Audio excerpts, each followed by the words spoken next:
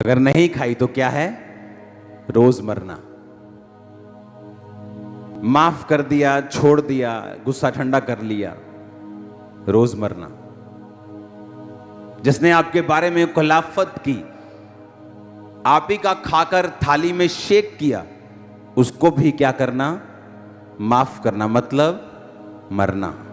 और जीसस ने कहा जब तुम मरोगे, जब तुम अपने आप में मर जाओगे, मेरा जीवन तुझ में काम करेगा। फिर तुम क्या करोगे? जब तुम बोलोगे इन जीसस नेम, दुष्टात्माएं सुनेंगी और भागेंगी। कहोगे इधर इधर भाग, तो इधर भागेगी, इधर बोलो तो इधर भागेगी।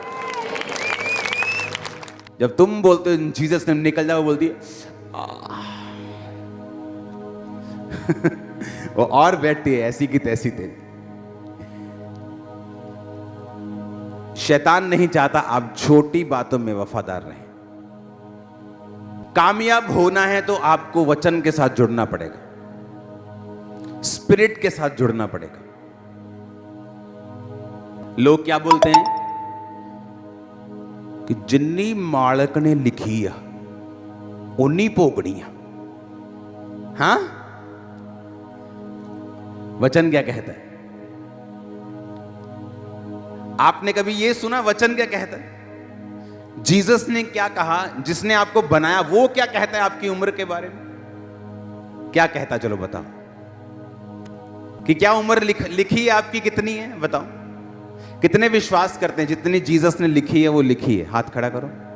देखो आधी चर्च है। कई बार फेसबुक पे होना चाहिए जब मैं लाइव करता हूं। नीति वचन 3 उसकी 1 से 8 में लिखा है, हे मेरे पुत्र मेरी शिक्षा को ना भूलना, अपने हृदय में मेरी आज्ञाओं को रखे रहना। ऐसा करने से तेरी उम्र बढ़ेगी और तू अधिक कुशल से रहेगा। क्या कहा जीसस ने?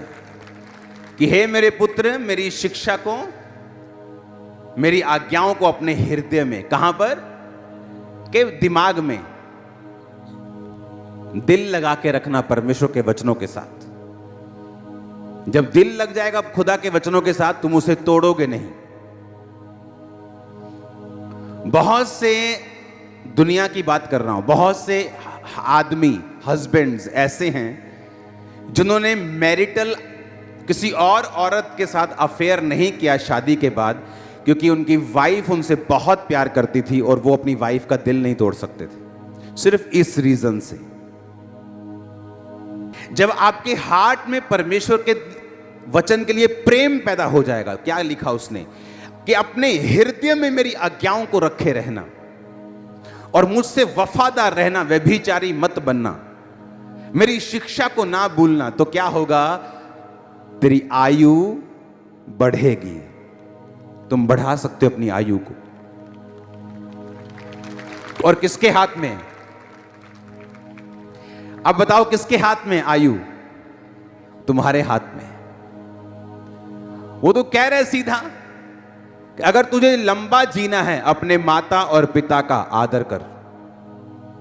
और सास और ससुर के लिए इब्रानी भाषा में और कोई शब्द नहीं है, वो भी फादर और मदर ही कहलाते हैं। उनके लिए अलग शब्दावली नहीं बनाई गई। अगर आप सास और ससुर के साथ भी बेइज्जती के साथ पेश आते हैं, आप छोटा जिएंगे, जल्दी बीमार होना शुरू हो जाएंगे। वचन में लिखा है। जब हमें ओपिनियन नहीं मालूम कि परमेश्वर क्या कहता है, हाय मम्मी आज ना मैनू सस ने आ क्या, तू थल्ले ना लगी, जे तू हुन थल्ले लग गई ना तो देखी फिर तेरा हाल की होना। वचन क्या कहता है?